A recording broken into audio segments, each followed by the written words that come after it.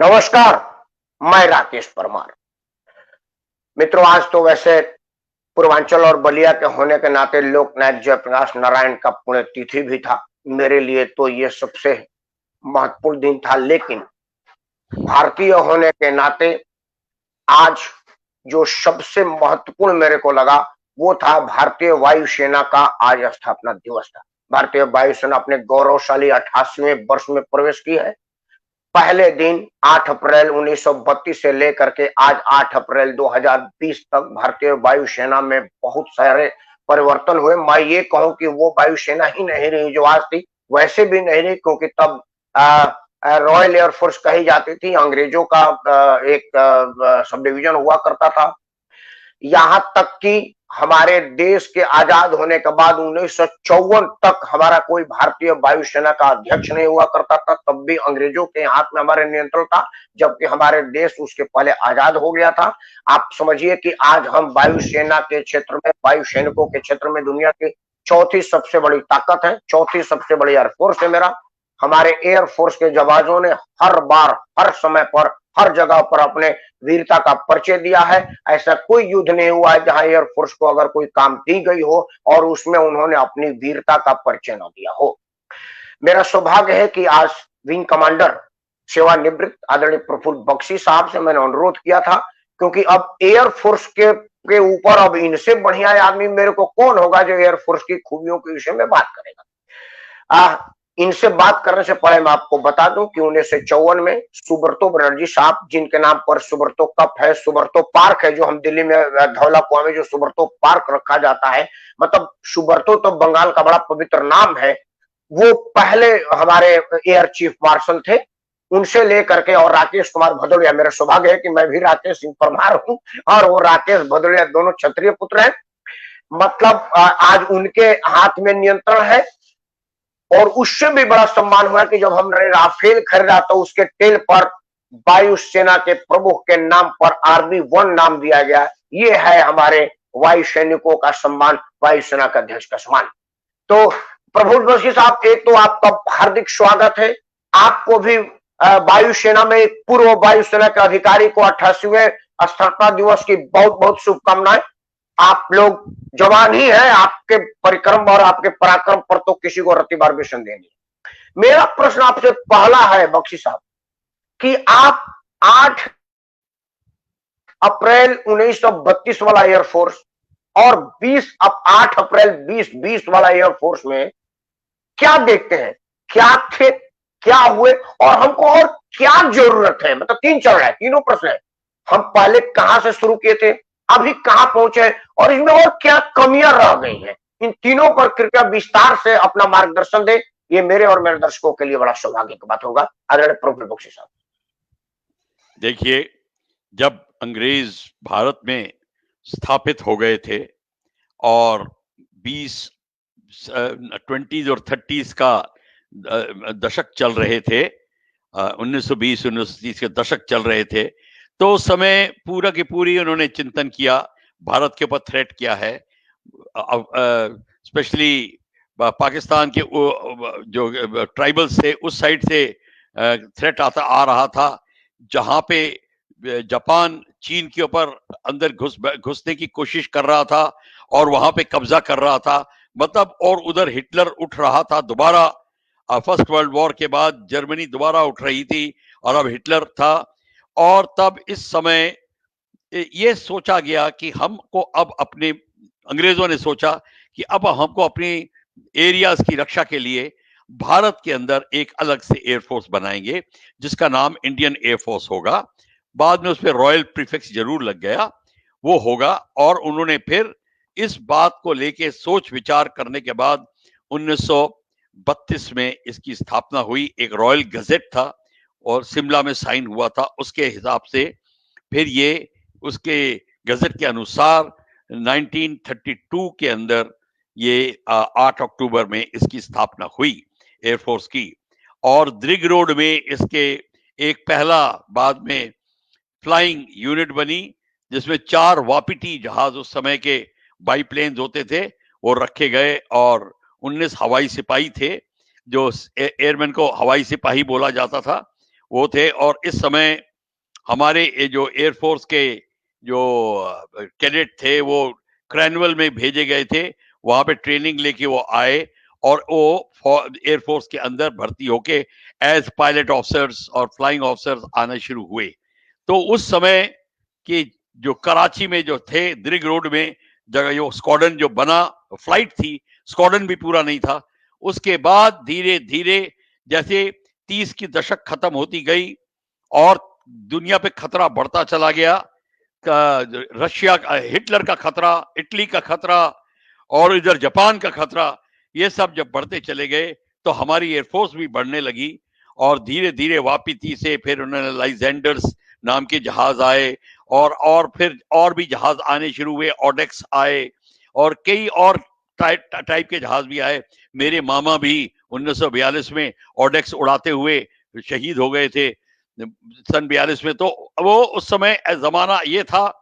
और फिर धीरे धीरे हरिकेन्स जब आने शुरू हुए, बर्मा की लड़ाई और तूल पकड़ती गई, तो अपने जो नई नई इंडियन एयरफोर्स थी, लाइजेंडर्स को लेके और हरिकेन्स को लेके बर्मा गई।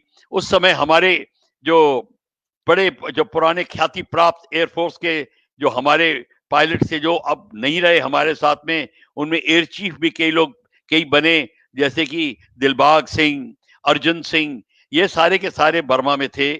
और इस समय हरिकेन, स्पिटफायर इत्यादि उड़ा रहे थे और उन्होंने जो अपना कर कुशलता का कौशल का प्रदर्शन दिया, माना जाता है कि जापान को खदेड़ने में भारतीय थल सेना का और वायु सेना का बहुत बड़ा हाथ था। और इसके बाद में जब हमारे को इंडिपेंडेंस मिली तो हमारे पास जो जहाज थे वो हम जितने भी थे उनका बंटवारा भी हुआ इंडिपेंडेंस के बाद। कुछ वो 1/3 पाकिस्तान चले गए और कुछ और बाकी हिंदुस्तान में रहे। और फिर धीरे धीरे हमारे जो जो उस समय स्पिटफायर्स, हरिकेन्स, जो टेम्पेस्ट ये फाइटर थे, पहला जेट विमान 1948 में आया, वैम्पायर के नाम था। और उस समय 48 के बीच में जो कश्मीर का जो प्रॉब्लम शुरू हुआ, वहां एयरफोर्स ने जो कारनामा करके दिखाया, जिसके कारण हमारा कश्मीर बच गया। कहानी ये है कि पूरे के पूरे कबायली और पाकिस्तानियों ने कश्मीर पे कब्जा कर लिया था। श्रीनगर एयरफील्ड का 1/3 हिस्सा बाकी रह गया था।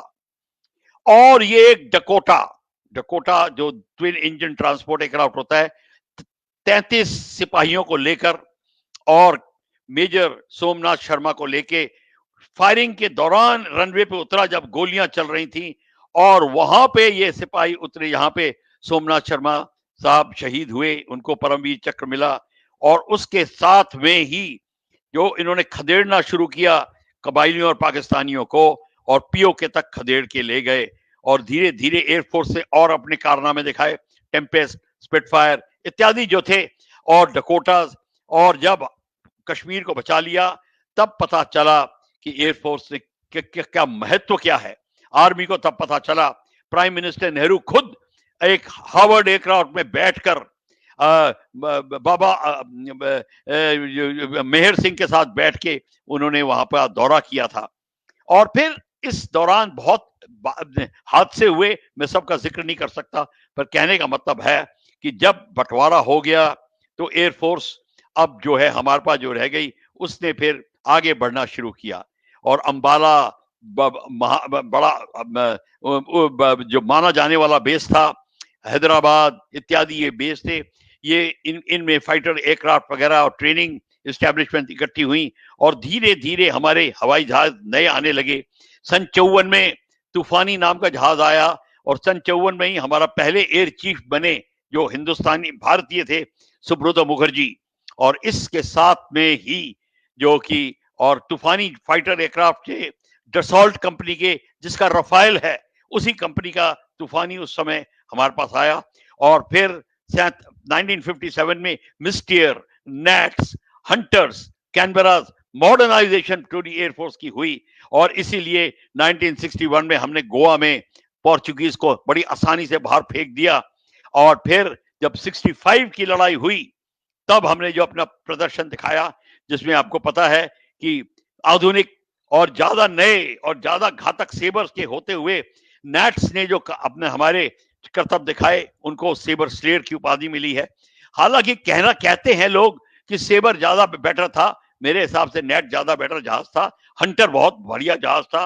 हंटर, सेबर्स, नेट्स, मिस्टियर्स और कैनबरास ने 1965 की लड़ाई में हमें जितवाया आर्मी के साथ में। और फिर 71 की लड़ाई में यही जहाज ने बांग्लादेश को लिबरेट करा, यानी कि ईस्ट पाकिस्तान में पूरी की पूरी टोटल एयर सुपेरियरिटी कायम की। 2 दिन में पूरी पाकिस्तानी एयरफोर्स को खत्म कर दिया, बांग्लादेश पैदा हुआ।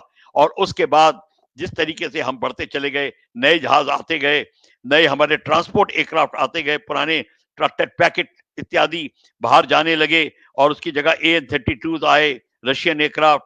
AN-12 जो था रशियन वो आया, उसके बाद में IL-76 आए, फाइटर्स में जैगुआर आए, मिराज आया, मिराज वही कंपनी जिसका रफाइल है। और फिर उसके बाद में मिग जो हमारा 21 1963 में आया था, मिग 21 के बाद में मिग 23, मिग 27 आने शुरू हुए। सुखोई मिग 29 के बाद सुखोई 30 आया और सुखोई 30 के बाद अब रफाइल आया है। तो हमारे आधुनिक मिसाइल आती चली गई, रडार आधुनिक होते चले गए, ट्रांसपोर्ट एयरक्राफ्ट आधुनिक होते चले गए। और हमारे जो हेलीकॉप्टर्स हैं, रशियन हेलीकॉप्टर्स होते थे, अब हमारे पास में अमेरिकन हेलीकॉप्टर आने लगे। एक किस्म से फेस चेंज हो रहा है। अब अमेरिकन वेपन सिस्टम आता जा रहा है। रशियन वेपन सिस्टम जो एंड ऑफ 1960 से लेके 1990 तक रशियन वेपन थे, अब 2000s में अब अमेरिकन वेपन आने शुरू हो गए, जैसा आप देख रहे हैं। आज आपने अपाचे देखा, आपने चिनूक देख रहे हैं, C-17 globe master, C-130 Hercules, और अभी बड़ी जल्द ही में फाइटर एयरक्राफ्ट की भी बात हो रही है।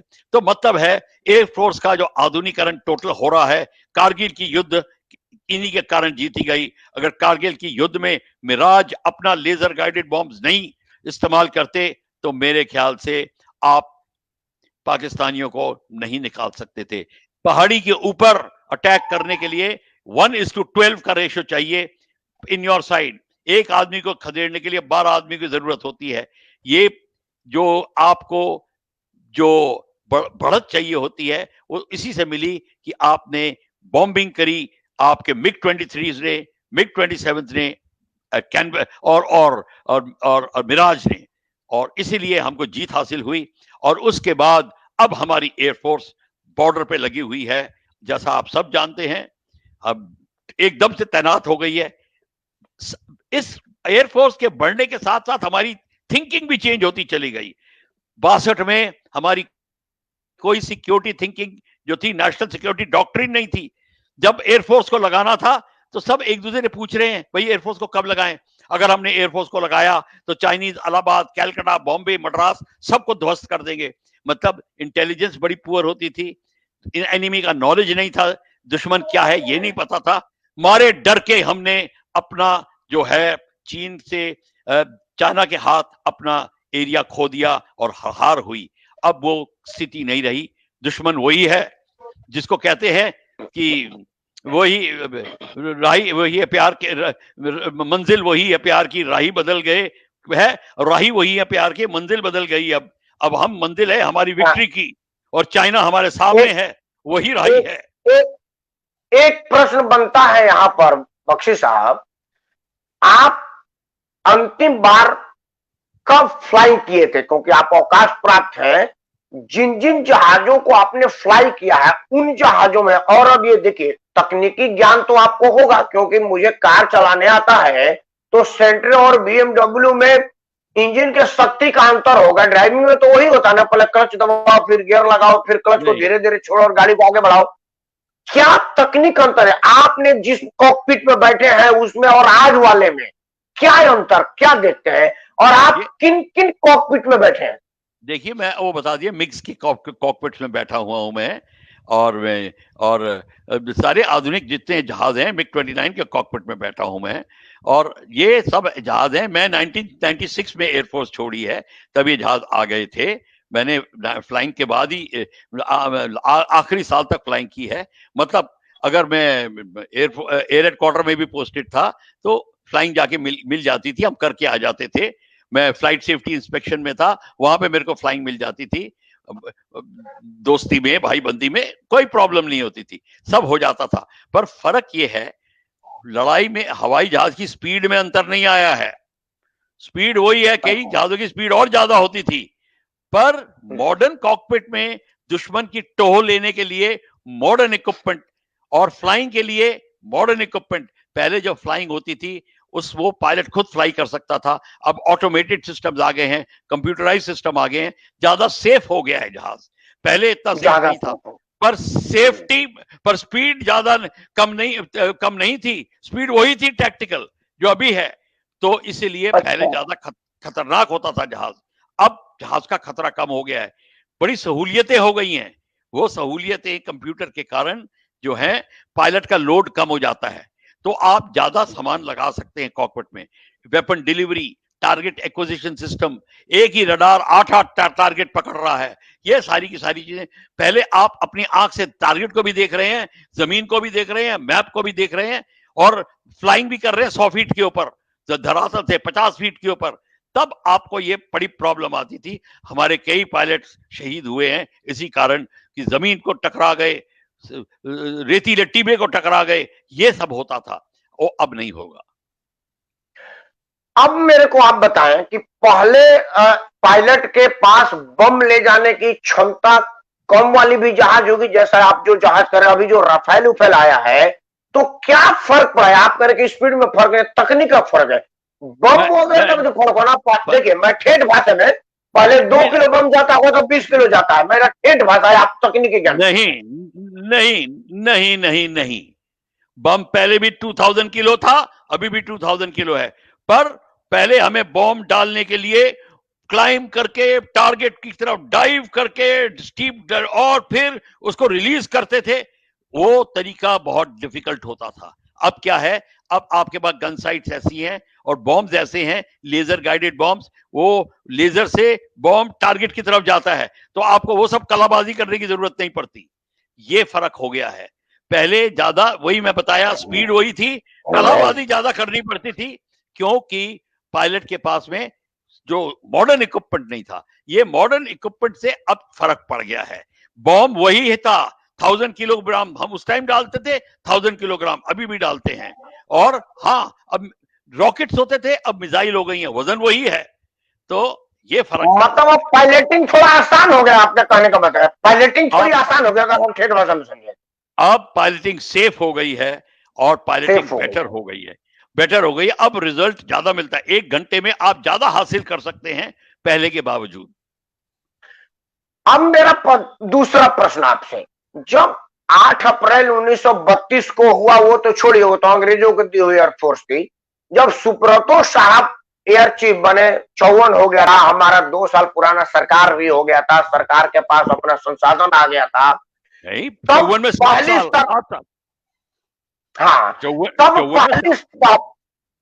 तब पहली सरकार ने एयरफोर्स को क्या बजट दिया, क्या संसाधन दिया? आज 2020 की सरकार ने क्या दिया?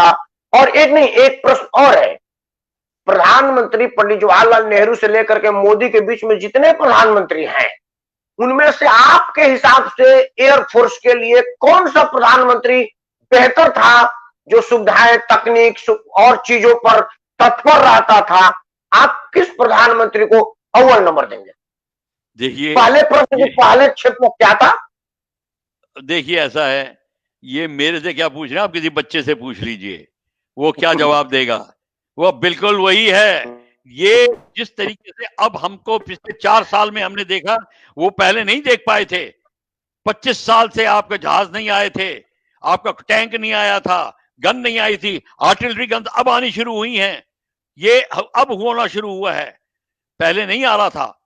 ये मैं मानता हूं कि मनमोहन सिंह साहब की सरकार के टाइम में शुरू हो गया था, पर जो अब ये जो सरकार है, इसने दिया है एक्चुअल पुश, और ये जो है, इसके कारण मॉडर्नाइजेशन हो रही है। अब ये मॉडर्नाइजेशन बहुत जरूरी थी। आज से अगर 25 साल पहले आ गई होती तो क्या बुरा था, तो ये मैं बिल्कुल आपको, आपने जो क्वेश्चन पूछा ये तो दीवारों पे लिखा हुआ है, ये पूछने की भी जरूरत नहीं है, तो ये तो एब्सोल्युटली क्लियर है।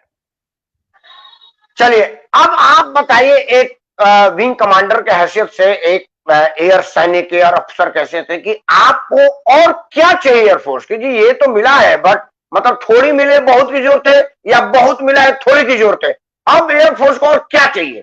तकनीक चाहिए, जहाज चाहिए, बम चाहिए, या एयरफोर्स के सैनिकों की संख्या बढ़ाना चाहिए, या सुनिए, एयर स्टेशन बढ़ाने चाहिए? क्या चाहिए आपको? सबसे बड़ी बात है हमको स्वावलंबिता चाहिए। हमको सब जवान जो सामान हम ले रहे हैं, वो हम फोर्थ लार्जेस्ट एयरफोर्स हैं, हमको ये सब फाइटर एयरक्राफ्ट और सारे बॉम्ब्स बनाने चाहिए, जैसे चाइना बना रहा है और 85% और बेच रहा है, हम सारे खरीद रहे हैं। इसलिए जो पैसा हम कहीं और लगा सकते हैं डेवलपमेंट में, वो हम नहीं लगा पा रहे। चाइना अपना वेपन भी बना रहा है और पैसा भी कमा रहा है, हमको ये स्थिति चाहिए, सबसे पहली बात ये है।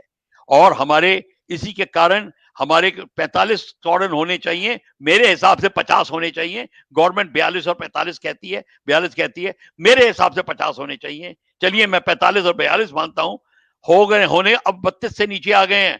अगर हम 3-4 साल और ऐसे रहे तो 22 हो जाएंगे, और कहां आपके 45 स्क्वाड्रन और कहां 22-25 स्क्वाड्रन, ये जो और अप टू फ्रंट वॉर की बात कर रहे हैं, ये बड़ी खतरनाक सिचुएशन है।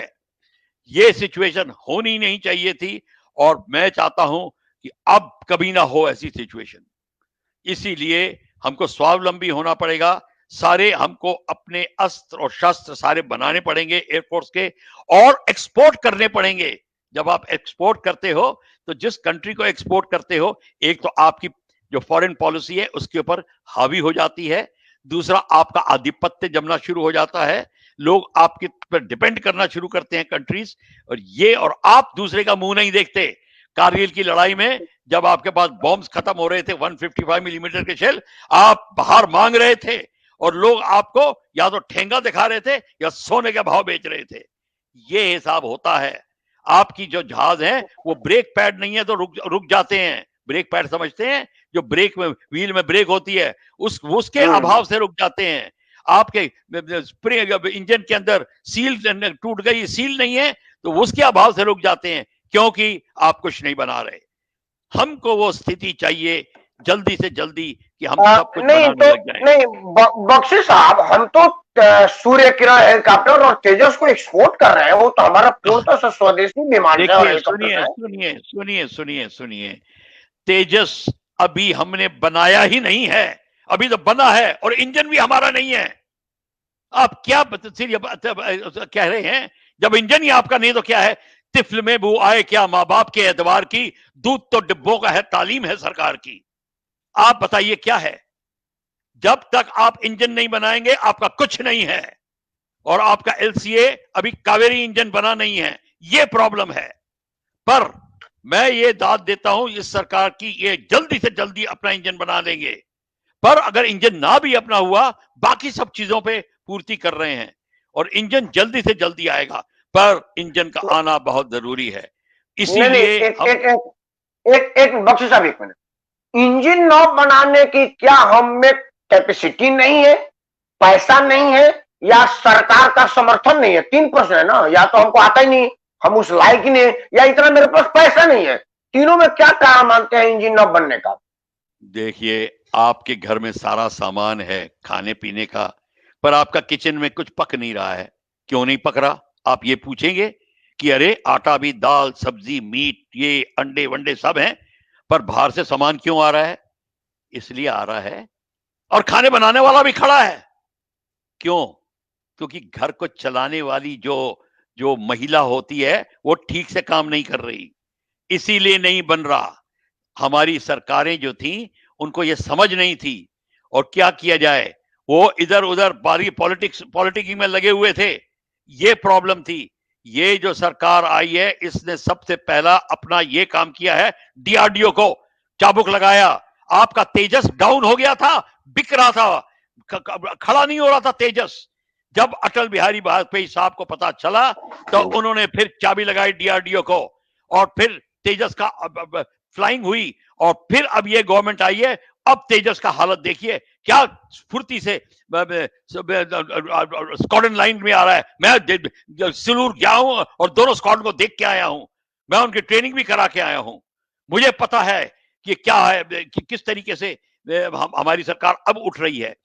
ये बात है। आप एक या दो एडवांस लाइट हेलीकॉप्टर बाहर किसी कंट्री को दिया, वो एक्सपोर्ट नहीं होता साहब।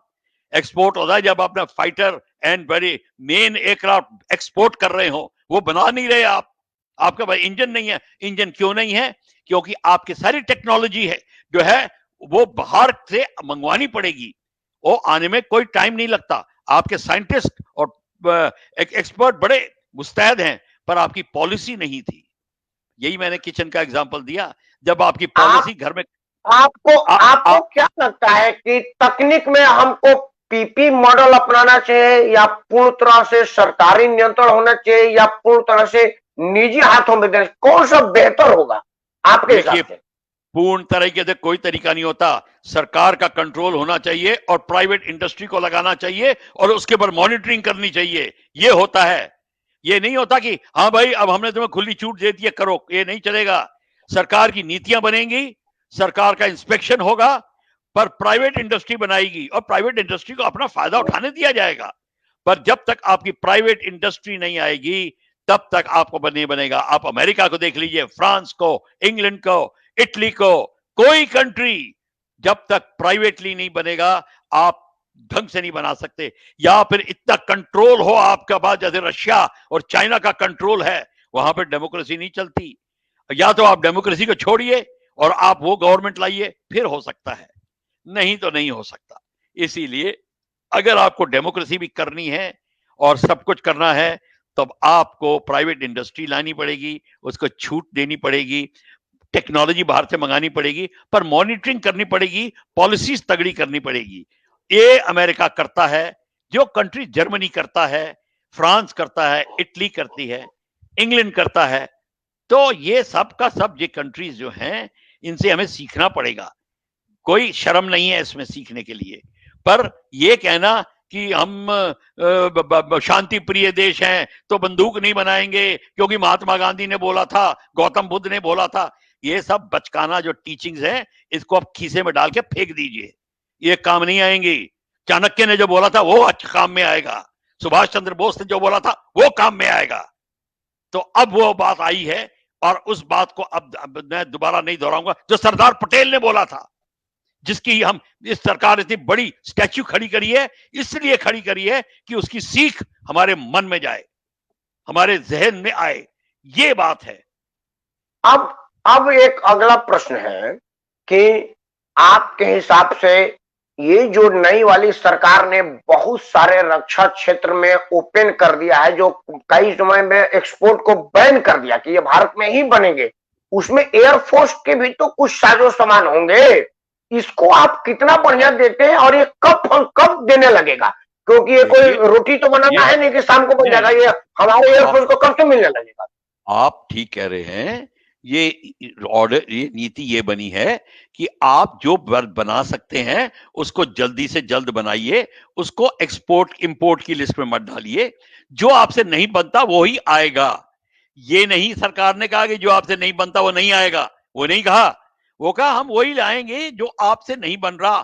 फिलहाल आप अपनी सूची तैयार करिए, जो आपको 10 साल बाद बनेगा या 15 साल बाद बनेगा, कोई बात नहीं, वो बाहर से ले आएंगे। पर अपनी प्रायोरिटी लिस्ट क्लियर करिए, ठीक से करिए। देखिए ये काम जो है ये एक्सपर्ट्स के हाथ में डाला जाए। ये डिफेंस मिनिस्ट्री में एक्सपर्ट्स को बैठाया जाए, डिफेंस मिनिस्टर के साथ। एक्सपर्ट्स का मतलब जिनको पता होता है ये काम क्या होता है। बाबूगिरी से नहीं काम चलता। ये कोई सेठ के वो भाई खाता नहीं चल लिखना है, मुनीम बैठा हुआ है तो वो सारा काम हो रहा है, ये ऐसे नहीं चलता। ये इस कार्य में है। मैं आपको बता रहा हूं कि जब तक एक्सपर्ट्स बैठ के प्राइम मिनिस्टर और डिफेंस मिनिस्टर को एडवाइस नहीं करेंगे कि क्या हमारे को चाहिए, क्या नहीं चाहिए, कौन किसके लिए हम इंतजार कर सकते हैं, किसके लिए नहीं कर सकते, अकॉर्डिंग टू प्रायोरिटी सूची बना के दिया जाए। ये सरकार ने बोला है। सरकार ने नहीं बोला कि हम बिल्कुल कुछ नहीं मंगाएंगे, ये नहीं बोला। अब मैं आपसे ये पूछना चाह रहा हूं कि भारतीय एयरफोर्स को सारे साजो सामान बनाने में, जैसे चीन, रसिया का इल्जाम था कि चीन ने मेरे विमानों का कॉपी करके डुप्लीकेट बना दिया, तो ये बिल्कुल। भी समझदारी है, नकल के लिए भी अकल बहुत। चाहिए। तो क्या अब से बिल्कुल। हम आज 88 साल से बाहर से ले आ रहे हैं, तो हमारा कोई इंजीनियर इस पर दिमाग ही नहीं लगा, या ये उसको सरकार ने रोक लगा नहीं रखा था नहीं कि तू अपना दिमाग ना लगा? नहीं नहीं नहीं नहीं, मैं आपको बता दूं, आपको अगर किसी के राइट्स होते हैं, जिसको कहते हैं राइट्स ऑफ मैन्युफैक्चरर जो होता है, जिससे बनाई हुई सामान, वो अगर आपको उसका नकल करना, उसकी परमिशन हो ली जाती है। चाइना ने बिना परमिशन के किया, रिवर्स इंजीनियर करके। कॉपीराइट्स जो होते हैं, इंटेलेक्चुअल कॉपीराइट्स, और आईसीआर और आईपीआर जो होते हैं, वो चाइना ने नहीं फॉलो किया। मैं ये नहीं एडवाइस करूंगा इंडियन गवर्नमेंट को कि आप भी ऐसा करिए कि अमेरिका से सामान लेके रिवर्स इंजीनियर करिए। इसमें आपकी जो है स्टेटस कम हो जाएगा, आपको चोर का दर्जा दिया जाएगा। ये करेक्ट नहीं है। आप उनके साथ मिलके जॉइंट वेंचर्स करिए, और फिर उनके साथ कहिए ठीक है, उनकी कंपनी को बुलाइए। हाँ, अब जैसे रफाइल को बुलाया है, आप डसॉल्ट लगाए अपनी कंपनी, हमारे प्राइवेट इंडस्ट्री मिलके बनाएंगे, पहले 10 साल जॉइंट वेंचर होगा, फिर टेक ओवर कर लेंगे। ये सारे तरीके वो करने को तैयार है, वो करेक्ट तरीका है। जो चाइना ने किया वो गलत तरीका है। अक्ल है, जरूर है, पर चोर की भी तो बहुत अच्छी अक्ल होती है। कितना चोरी और सेंध लगाता है, वो बैंकों को लूट लेता है, वो अक्ल कमी की तो नहीं है। पर कौन कहेगा आपको और आपके बेटे को, मेरे बेटे को, कि चोर बनो? ये नहीं करेक्ट तरीका है। दिमाग लगाओ तो सही जगह लगाओ। अब एक प्रश्न ये है कि हम अब तक रशिया के और सोवियत संघ पर निर्भर थे, मतलब हमारी डिपेंडेंसी थी कि हम सोवियत संघ से थे, अमेरिका को हम अछूत माने हुए थे। अब ये वाली सरकार जब से आई है, या मनमोहन सिंह जी भी अमेरिका के साथ बिजनेस चालू किया, बैलेंस है, चेक एंड बैलेंस है, रशिया से भी लेंगे और अमेरिका से भी लेंगे। अगर आप रक्षा मंत्री होते और आपके हाथ में अकेला पावर होता कि जो बख्शी जी डिसाइड करो वही हो, तो आप आर्म्स कहां से लेते हैं, रशिया से या अमेरिका से? मतलब who is the best country आपके हिसाब से, कि किसके एम्बुलेंस बढ़िया है, रशिया के या अमेरिका के? जो कंट्री मुझको ट्रांसफर ऑफ टेक्नोलॉजी देता कि मेरी टेक्नोलॉजी आपके लिए है, आप अपनी प्राइवेट इंडस्ट्री को लाइए, और फॉरेन डायरेक्ट इन्वेस्टमेंट की आपको जो आवश्यकता है आप उसकी पूर्ति करिए, मैं आपके कंट्री में पैसा लगाने को भी तैयार हूं। जिसको कहते हैं कि आफ्टर एफडीआई के बाद में जो ऑफसेट अरेंजमेंट है, वो सब करने को तैयार हूं। वो जो कंट्री करेगी वो करेंगे। फ्रांस ने ऑफर किया था, होता मेरे ख्याल से फ्रांस ने पहले ऑफर किया था, बहुत सालों पहले। हमको वो ले लेना चाहिए था, क्यों नहीं? फ्रांस बहुत का इक्विपमेंट बहुत बढ़िया है। अमेरिका अगर हमें ऑफर करता है, हमें ले लेना चाहिए था। पर अगर वो ये कहता है कि पहले आप मेरे 100 जहाज खरीदिए, फिर मैं आपको देखूंगा, सोचूंगा, करूंगा, वो करेक्ट ठीक नहीं है तरीका। देखिए, आपकी जो जरूरत है, मैं मानता हूं, भूख सबको लगती है, सबकी जरूरत होती है, पर भिखारी नहीं बनना। बनना है तो अपना अभिमान और स्वाभिमान रख के आपको काम करना है, और जो कंट्री ये करने को तैयार है आप उसको लो। मैं एज अ डिफेंस मिनिस्ट्री ये करता, पर सबसे पहले स्वावलंबिता की तरफ जाता। दूसरा, मिनिस्ट्री ऑफ डिफेंस में चेंज करता। जितने खाली जो जितने डिफेंस मिनिस्ट्री में स्थान है, आर्मी में, नेवी में, एयरफोर्स में, वहां पे आईएएस ऑफिसर को भी लगाऊंगा, डिफेंस ऑफिसर को भी लगाऊंगा। आईएएस ऑफिसर एडमिनिस्ट्रेशन देखेगा उस डिपार्टमेंट की, और डिफेंस ऑफिसर ऑपरेशंस देखेगा। मैं तरीके चेंज करता, तरीके चेंज करने के, और मैं, अगर आप मेरे साथ बैठेंगे तो मैं आपको इलेक्शन के तरीके भी नए बता दूंगा। अगर हमको ये अपने देश से प्यार है, यहाँ पे तरीके थोड़े डिफरेंट होते हैं। मैं कभी नहीं कहूंगा कि आप आईएएस को निकाल दो, नहीं, पर आईएएस को करेक्ट जगह लगाओ, ये मैं कहता हूं। क्योंकि अगर आप ना ना ना ना, मेरा सुनिए, नहीं आप बात बख्शी सुनिए, साहब, मेरा प्रश्न नहीं डिले लो, नहीं मेरा प्रश्न डिले लो। मैं ये कह रहा हूं, आइए पूरा का पूरा फौज को मत बिठाओ, ये मैं नहीं कहता। मैं ये कहता हूं फौज को भी लगाओ, आईएएस का साथ में लगाओ, तब आपकी मिनिस्ट्री ऑफ डिफेंस चलेगी। और पूरी बात है, ऑपरेशनल डिसीजन वर्दी वाला लेगा जिसने कि उसको इस्तेमाल किया है, जो तरीके जानता है, जो लड़ाई समझता है, वो देगा इसके ऊपर डिसीजन। एडमिनिस्ट्रेशन का काम जो है वो अलग करेगा। ये मैं इसलिए थोड़ा डाइवर्ट हुआ, ये क्लैरिफाई कराने के लिए जी डाइवर्ट जी हुआ। जी। एज अ डिफेंस चलिए, मिनिस्टर मैं ये काम मेरा करूंगा। मेरा मेरा प्रश्न था, पहले बात करते हैं रशिया। रशिया अब तक क्या हमको तकनीक देने पर कभी तैयार हुआ, या हमने उससे तकनीक मांगा ही नहीं? पहले रशिया पर बात करते हैं, क्योंकि हम ज्यादातर अब तक के अपने आजादी से अब तक हम रशिया पर ज्यादा डिपेंड रहे। तो क्या रशिया ने कभी हमको कहा है कि हम तकनीक देंगे आपको, या हमने उससे तकनीक मांगा ही नहीं? तुमसे आया ना गया, हमसे बुलाया ना गया, फासला प्यार का दोनों से मिटाया ना गया। ना दोनों से उन्होंने मिटाया बुलाया, नहीं ना गया। हमने कहा, ना हम ना उन्होंने हमने कहा, ना हमने कहा, ना हमने सोचा, हमारी नीति नहीं थी। उन्होंने कहा ये पूछ नहीं रहे तो मैं क्यों करूं, बात खत्म है। हाँ जी, ले, क्यों अपने से आपने क्यों दूं, अपने से क्यों दूं? आप हाँ, तो वो हो गया ऐसे जबरदस्ती थोड़ी, तू कौन और मैं खाम खा। वो उन्होंने कहा यार भारत और हमारे बंदों को जो समझ थी। दूसरी बात ये है, हमारे जो फौजी वहां बैठे थे वो भी ठाकुर सुहाती के कारण वो वही बोलते थे जो ठाकुर साहब को पसंद हो। वो क्यों किसी को अपसेट करें, वो नाराज हो जाएगा, साले मेरी प्रमोशन रुक जाएगी। क्योंकि सारी फाइलें तो आईएएस के थ्रू जाती हैं, ये लोग भी चुप रहते हैं, ये भी बोलते नहीं है कि अगर बोलेंगे तो प्रमोशन की प्रॉब्लम आ जाएगी, पोस्टिंग की प्रॉब्लम आ जाएगी, मेरे को एम्बेसडर बनना है, एयर अटैची बनना है, ये सारा कुछ है। ये सारी की सारी प्रॉब्लम्स थी, ये के कारण थी, और इसीलिए हम कमजोर के कमजोर रहे। नीतियों की खराबी थी, घर में बीमारी थी। रशिया के साथ यही प्रॉब्लम थी, ना उसने हमें ऑफर की, ना हमने मांगी। हाँ, एक बार जब हमने मिग 21 बिस को बनाने की बात करी थी, तब उसने कहा था अगर आपने ये जहाज खुद बनाए तो मैं आपको ये सारी सप्लाई में रोक दूंगा, आर्मी की सप्लाई रोक दूंगा, ये सप्लाई रोक दूंगा। हमारे हाथ मरोड़े गए थे। ये मैं एक जहाज चलाता था जिसका नाम था HF-24 मारूत। आप बिलीव नहीं करेंगे, उसको रशियन डिजाइनर ने बनाया था, जर्मन डिजाइनर ने बनाया था, कर्ट टैंक, वर्ल्ड का सबसे फेमस डिजाइनर उसने। और वो जहाज इतना बढ़िया था, 71 की लड़ाई में वो बहुत अच्छा उसने प्रदर्शन दिया। पर रशिया ने इंडियन गवर्नमेंट को कहा ये 3 HF-24 स्क्वाड्रन के जहाज क्यों खड़े हैं।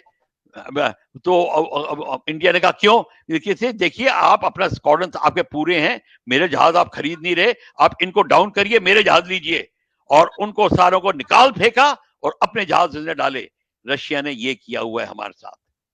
देखिए, आप मान के चलिए कि ये जो करेगा आपके साथ में वो आपका दोस्त नहीं होगा। वो आपका दोस्त तब बनेगा जब उसको जरूरत पड़ेगी। एक टाइम रशिया को जरूरत थी, हम भी उसके साथ थे, वो भी हमारे साथ था, पर बाद में उसने हमारा फायदा उठाना शुरू किया। पर जब रशिया टूट गया 1989 में, या सब जो रशिया टूटा, उसके बाद उसकी इंडस्ट्री इतनी कमजोर हो गई कि वो फिर कुछ करने लायक नहीं रहा। अभी कुमार श्रीकांत जी का एक प्रश्न है कि भारत कौन कौन सी विमान खरीद रहा है, किन किन देशों से? इस विषय में आपको कोई जानकारी है? अभी जो हम ले रहे हैं, देखिए रशिया से सुखोई 30 MKI, MiG-29 ये रशिया से आ रहे हैं। और जो फाइटर एयरक्राफ्ट में मिराज है वो फ्रांस से आ चुका है, और मिराज नहीं ले रहे, रफाइल ले रहे हैं फ्रांस से। और हमारे पास में जैगुआर्स तो पहले से आ गए थे फ्रांस, ये तो जॉइंट कोलैबोरेशन थी, और नहीं ले रहे। जो अब नए जो रशिया अमेरिका से जो आ रहे हैं वो हमारे पास globe master, C-17, C-130 Hercules, AN-20, AN-32 और IL-76 रशिया से आ रहे हैं। और मी-17 हेलीकॉप्टर रशिया का आ रहा है, मी-26 हेलीकॉप्टर रशिया का है जो बाहर जा रहा है, चिनूक हेलीकॉप्टर अमेरिका का है, और अपाचे हेलीकॉप्टर अमेरिका का है। दोनों वर्ल्ड क्लास हेलीकॉप्टर्स हैं। और C-17 ग्लोब मास्टर और C-130 हरकुलिस सबसे उम्दा ट्रांसपोर्ट एयरक्राफ्ट है। अब मेरा पहले प्रश्न के साथ वाला, अब रशिया पर छोड़कर हम अमेरिका पर बात करते हैं। मेरा एक प्रश्न अमेरिका पर बाद में आऊंगा। दुनिया में हम रशिया के अलावा कोई देश जाने नहीं, जबकि जापान की तकनीक बढ़िया थी। अब हम फ्रांस से ये राफेल लिए ना भाई, तो फ्रांस कोई कल तो बनाने नहीं लगा होगा। तो हम क्यों रसिया पर अटके रहे? हम फ्रांस क्यों नहीं गए, हम जापान क्यों नहीं गए, हम जर्मनी क्यों नहीं गए, हम ब्रिटेन क्यों नहीं गए, या और भी कोई देश पर हमने सोचा कि हम चीन क्यों नहीं गए?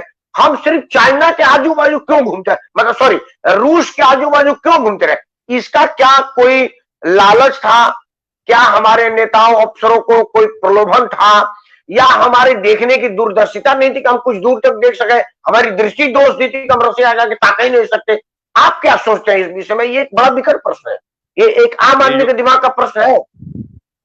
बिल्कुल ठीक है, बहुत लाजमी क्वेश्चन है।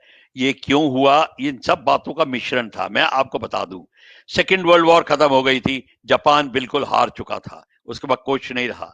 जर्मनी बिल्कुल हार चुका था, उनको बनते अभी भी जापान का कोई अब बनाना शुरू किया है जापान ने, और जर्मनी ने अब बनाने शुरू किए हैं। उनके पास कुछ नहीं है अभी अभी भी। जर्मनी ढंग से नहीं जहाज बना रहा, वो सब बाहर से ले रहा है, वो भी जापान भी। उस समय कुछ नहीं। इटली जो था, इटली ऊपर उठना शुरू हो गया था बड़ी जल्दी, उसके जहाज आने शुरू हो गए थे, फ्रांस के, ग्रेट ब्रिटेन की। तो हमने लड़ाई खत्म होने के बाद हमने सबसे पहला जहां डिपेंडेंस हमारी हुई, वो हुई ग्रेट ब्रिटेन। अब जो कि हमारे साथ में था, उसने वेम्पायर हमारे को एंट्री कराई, और उन्होंने और भी जहाज हमको देने की कोशिश करी, ग्लॉस्टर मिटियोर वगैरह, पर हमने नहीं लिया। फ्रांस का हमने तूफानी, या जिसको कहते हैं ओरेगॉन, वो पहला जहाज हमने फ्रांस से लिया 54 में, और उसके बाद मिस्टियर लिया, उसके बाद मिराज लिया, और अब रफाइल ले रहे हैं। हमने फ्रांस से पहले लेना शुरू किया था, फिर सन 62-63 में हमने रशिया से फाइटर एयरक्राफ्ट लेना शुरू किया। हालांकि ट्रांसपोर्ट एयरक्राफ्ट कुछ पहले लेना शुरू कर दिया था, IL-14 वगैरह लिया था उन्होंने। एक नेहरू जी को प्रेजेंट भी किया था, मेघदूत नाम था उस जहाज का। पर बाद में जो आना AN-12 वगैरह ट्रांसपोर्ट एयरक्राफ्ट लेना शुरू किया। पर सन 62-63 में जो हमारे पास में जहाज आया, वो जो MiG-21 जो था, वो पहली बार आया। उसके बाद हम रशिया के फ्लीट लेने लग गए सारी। फ्रांस की भी हमारे पास थी, फ्रांस के बीच में मिराज भी ले लिया हमने, पर बेसिकली सारी फ्लीट हमारी रशियन हो गई। क्यों हो गई? क्योंकि आफ्टर इंडिपेंडेंस हमारा जो झुकाव था सोशलिस्ट पैटर्न की तरफ हो गया था। विजय लक्ष्मी पंडित रशिया में थी, वो बड़ी प्रभावित थी, नेहरू जी बड़े प्रभावित हुए, और रशिया के साथ में हमारी इस तरीके की दोस्ती बढ़ने लगी कि हमारे को लगा ये बड़ी आइडियोलॉजी बड़ी तगड़ी है। पर हालांकि वो सोशियो इकोनॉमिक स्ट्रक्चर एक था। हमारे जो लोग थे रशिया पे हावी हो गए थे। राज कपूर की फिल्म आवारा ने पूरी रशिया में छा गई थी। तो इस तरह से रशिया से मेंटल क्लोजनेस आनी शुरू हुई थी, और इसीलिए मिलिट्री क्लोजनेस भी आनी शुरू हो गई। टैंक्स उनके आने शुरू हो गए, सारी सबमरीन उनकी आनी शुरू हो गई। पर धीरे धीरे, क्योंकि रशिया एयरक्राफ्ट कैरियर नहीं बनाता था, एयरक्राफ्ट कैरियर वो हमने ग्रेट ब्रिटेन से लिया।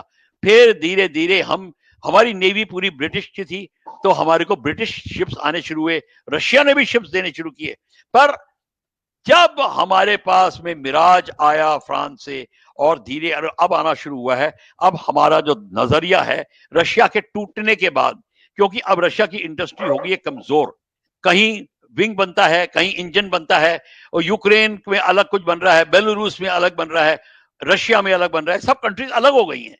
इसीलिए रशिया अब वो प्रभावशाली नहीं रहा, तो हम लोगों को अब बाहर जाना पड़ा। पर मेंटली भी हम बाहर खुश हैं, अमेरिका के साथ हम क्लोज होते जा रहे हैं, और इसीलिए वेपन सिस्टम्स अब अमेरिका के आ रहे हैं। अब आप खुद देख रहे हैं, देखिए पॉलिटिकल क्लोजनेस के कारण भी बाकी चीजें क्लोज होनी शुरू होती हैं, और इसीलिए ये बात है। इटली वगैरह को हमने कोई भाव नहीं दिया, ना उनसे कुछ चीज ली, ना उनको कुछ दी।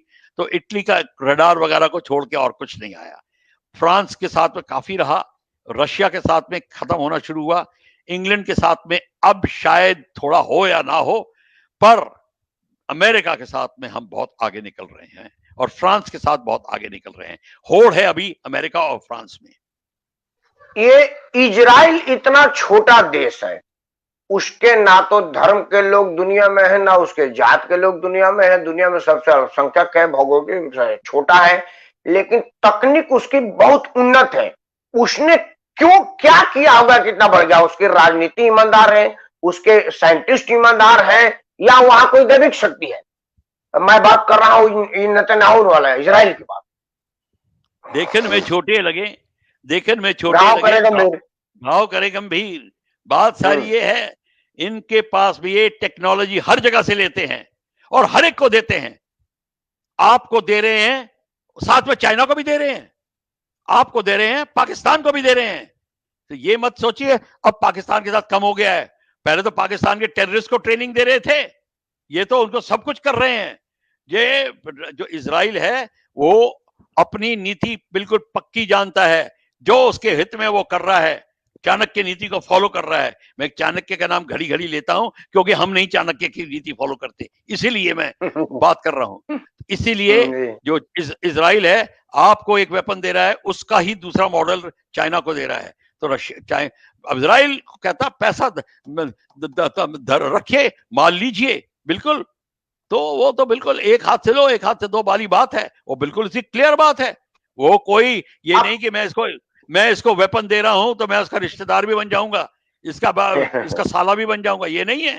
तो ये बात बिल्कुल फर्क है। अब हमारा कार्यक्रम अब अंतिम पड़ाव पे है। अब अंतिम प्रश्न आपसे है कि आत्मनिर्भर भारत हथियार बनाने के क्षेत्र में आप कब तक देख रहे हैं?